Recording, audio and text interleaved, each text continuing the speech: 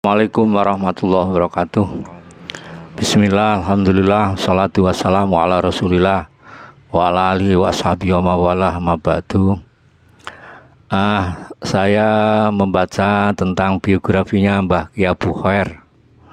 Saya sangat tertarik dan itu perlu diterbitkan dalam skala jumlah yang lebih luas supaya generasi muda NU tidak hanya yang ada di Kalimu Kendal, tapi di seantero Nusantara ini perlu tahu meskipun sedikit kiprahnya Mbah Kiai Abu Khair dalam hikmahnya terhadap ilmu dan kepada jamiah serta perhatian beliau terhadap generasi muda.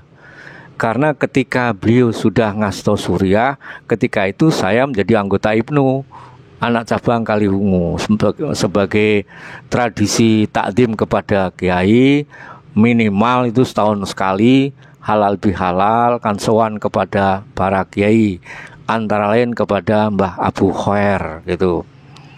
Nah, beliau ini wafatkan pada kisaran tahun 1977. Lah itu waktu itu ya saya masih aktif di IPNU gitu. Ya sering ngajak teman-teman silaturahim. Minimal setahun sekali itu, kadang-kadang di luar itu kami juga silaturahim, minta fatwa-fatwa beliau. Ada kekaguman tersendiri bagi saya dan teman-teman. Beliau itu aktif mengikuti pemberitaan yang disiarkan oleh BBC London dan Radio Australia. Oh, ini satu kelebihan, ya kan? Nah, sehingga ketika cerita-cerita itu kadang-kadang menyinggung berita-berita yang tersiarkan oleh BBC, tersiarkan oleh Radio Australia. Dulu kan televisi itu masih 1-2 yang punya, itu masih barang mewah. Kalau radio kan sudah merakyat. Nah, beliau itu mohon maaf istilahnya ngatasi piantun sepuh itu yang tugas ngaji ngomongnya masyarakat cukup padat, neng masih sempat mengikuti berita-berita terkini lewat BBC London dan Suara Australia itu. Nah, ini kita patut meneladani beliau, artinya kita sebagai generasi muda itu harus mau mengikuti informasi-informasi kekinian perkembangan zaman supaya tidak banyak dibohongi. Nah, apalagi sekarang musim hoak-hoak itu kan. Nah, kalau kita ikut aktif mengikuti pemberitaan dari manapun, apalagi aktif juga bertabayun, berdiskusi dengan teman-teman kita, dengan para kiai kita, insya Allah kita tidak akan termakan oleh isu-isu yang tidak bertanggung jawab. Tuh. Jadi apa? Ini mindsetnya Mbah Abu itu sudah sangat prospektif gitu loh, ke depan itu. Ingat saja zaman semono gitu loh. Belum ada televisi, beliau sudah mau aktif mengikuti berita-berita itu. Yang kedua, kekaguman saya adalah mahabbah beliau kepada ilmu, kepada para seniornya dan kepada anak muda. Ini luar biasa. Salah satu indikasi mahabbah beliau terhadap ilmu itu di sela-sela belajar di pondok itu kan disusul oleh saudaranya pulang ternyata diakad nikahkan kan dalam usia 25 tahun kalau tidak salah. Tapi setelah itu beliau kan baliknya ke pondok lagi.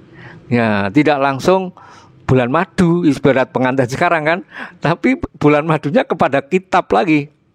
Pulang ke pondok masih belajar lagi. Nah, ini jadi sebuah bukti bahwa beliau itu ilmuwan gitu loh. Ya kan, orang yang punya semangat mencari ilmu sekuat mungkin, berdedikasi luar biasa. Kemudian setelah itu ternyata juga menumbuhkan kecakapan tersendiri dalam hal tulis menulis. Nah, termasuk beliau itu salah seorang kiai yang rajin menulis hal-hal yang menurut orang mungkin sepele. Misalnya tentang manakibnya Mbah Kiai Haji Ahmad Royat, manakibnya Mbah Kiai Haji Wali Musafa. Itu kan sepintas, wah. Nah, tetapi ternyata setelah kurun beberapa waktu berjalan, orang ketika bertanya-tanya seperti apa sosok Mbah Wali Safa, seperti apa sosok Mbah Kiai Ahmad Royat, dengan membaca riwayat singkat yang ditulis oleh Mbah Abu, kita menjadi punya gambaran.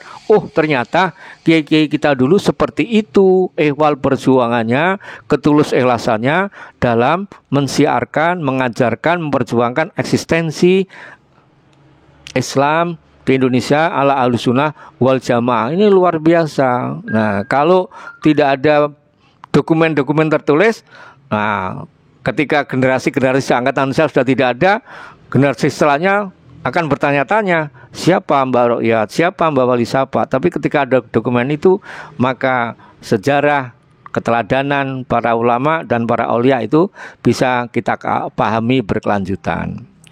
Kemudian takzimnya beliau kepada kiai-kiai sepuh itu juga luar biasa, Pak Kiai Abu Khair ini. Sehingga beliau menjadi sangat dicintai juga di kalangan para kiai-kiai sepuh, karena meskipun beliau alim, takzimnya sangat tinggi kepada kiai-kiai yang lain gitu. Nah, itu kepada para kiai sepuh, kepada para generasi muda. Dia juga begitu. Kalau menerima tamu kunjungan saya dan teman-teman itu ketika masih jadi anggota Hipnu, silaturahim itu, tausiahnya itu lancar, bahasanya simple gitu. Juga kalau ibarat sekarang itu on the track gitu loh, on time. Jadi betul-betul beliau itu mengikuti perkembangan zamannya. Nasihatnya kepada anak-anak muda itu selalu ditekankan, ojo bosen golek ngilmu gitu loh. Ojo mandek lay rewang-rewang poro kiai nyiar-nyiarke merjuangke agama. Ini kan luar biasa. Jadi visioner banget itu pemikiran Mbah Kiai Abu Khair itu. Oleh karena itu saya sebagai warga Kaliwungu dan sebagai santrinya, meskipun ngajinya sebentar-sebentar itu dan sering bersilaturahim pada beliau, merasa sangat kehilangan dan mengagumi tentang satu, semangat mencari ilmunya beliau, kiprah perjuangan dalam agama, takzimnya kepada para masyayikh, dan kasih sayangnya kepada generasi muda. Tidak pernah ada anak muda silaturahim kepada beliau ditolak, nggak pernah diterima. Itu dengan bahasa-bahasa yang santun, itu memberikan banyak nasihat yang sangat bermanfaat. Itu yang kami rasakan. Maka beliau sempat juga kan terpilih menjadi Rois Suriah di MBC Kaliwungu dulu. Nah, karena memang justru karena ketawadhuannya, meskipun beliau tidak berambisi gitu loh. Memang di kalangan NU seperti itulah seharusnya untuk jadi suriah, roisnya dan sebagainya. Justru karena kemauan para kispo yang lain, para warganya tidak perlu macam-macam, karena itu lebih berposisi sebagai satu amanah yang tidak ringan, sehingga tidak banyak yang berambisi, tetapi mesti harus ada. Nah, itu Pak Kiai Abu termasuk salah seorang Rois Suriah yang dipilih secara aklamatif oleh kiai-kiai yang lain. Nah, karena keilmuannya, ketawadhuannya, dan semangatnya untuk selalu mengikuti informasi-informasi kekinian perkembangan zaman. Nah, ini menjadi beliau bisa mengendalikan kegiatan kesuriaan di Kaliwungu dengan baik. Nah, sekarang ya kita berharap mindset keteladanan yang sudah ditampilkan oleh Mbak Kiai Abu Khair itu bisa kita lestarikan, kita ikuti, kita kembangkan. Sehingga maka saya mengusulkan juga biografinya, tarikhnya Mbak Abu Khair, manaqibnya ini perlu ditampilkan, dicetak dalam bahasa yang luas, yang enak, sehingga bisa dibaca oleh banyak kalangan. Itu ternyata kiai-kiai kita dulu sudah sebegitu rupa pola pikirnya, ingin membawa generasi muda ini ke depan lebih baik, lebih maju. Nah, konsekuensinya mesti Jamiah NU menjadi lebih besar, lebih maju. Konsekuensinya lebih lanjut, juga Indonesia lebih maju, lebih hebat, lebih makmur, dan tidak ketinggalan dengan negara lain. Ini yang harus kita ikuti pemikiran beliau dalam kiprahnya saat-saat memperoleh amanat menjadi rois di MBC Kaliwungu. Belum lagi ketekunan, kerajinan beliau mengajar para santri. Nah, lebih-lebih kalau bulan Ramadan nyaris tidak ada waktu istirahat untuk beliau. Inilah semangat-semangat tinggi yang harus kita teladani bersama-sama. Moga-moga generasi penerus seangkatan saya dan setelah saya yang lebih muda lagi bisa mengenal sosok Mbah Abu Khair ini. Bahkan biografi kiprah beliau sudah diangkat menjadi salah satu judul disertasinya promosi Dr. Pak Mustamsikin di program S3 Universitas Wahid Hasyim Semarang. Nah, ini contoh bahwa beliau memang bukan tokoh sembarangan, tapi memang tokoh yang sangat berpengaruh dalam memperjuangkan agama, melayani masyarakat dan umat pada umumnya. Ini saya kira apa yang perlu saya sampaikan meskipun singkat tentang sosok dan kiprahnya Mbah Ki Abu Khair. Saya tekankan lagi kecintaannya terhadap ilmu, gitu, takdimnya kepada masayikh, rasa kasih sayangnya kepada generasi muda, dan perhatiannya kepada masyarakat umum serta perhatian kemajuan dari waktu ke waktu beliau tunjukkan dalam masa hidup beliau. Nah, terima kasih. Moga-moga ada manfaatnya.